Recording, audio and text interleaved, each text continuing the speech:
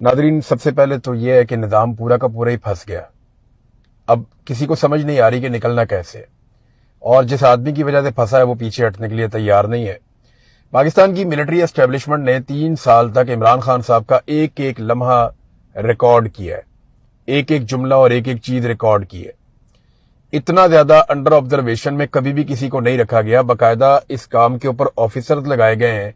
کہ روزانہ کی بنیاد کے اوپر عمران خان کو سنو،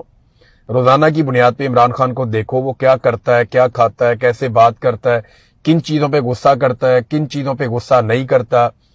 تو عمران خان کی شخصیت کو سمجھنے میں تھوڑی مدد ملے تاکہ اس کو شکست دی جا سکے۔ لیکن ایک ایک لمحہ ریکارڈ کرنے کے باوجود،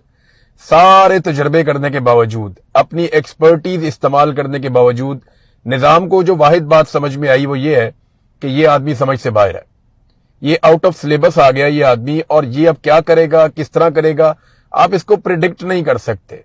اعصاب کی لڑائی میں نے آپ کو آج سے 3 سال پہلے 4 سال پہلے کہا تھا کہ جب بھی کبھی پاکستان کی اسٹیبلشمنٹ اعصاب کی لڑائی عمران خان سے لڑے گی،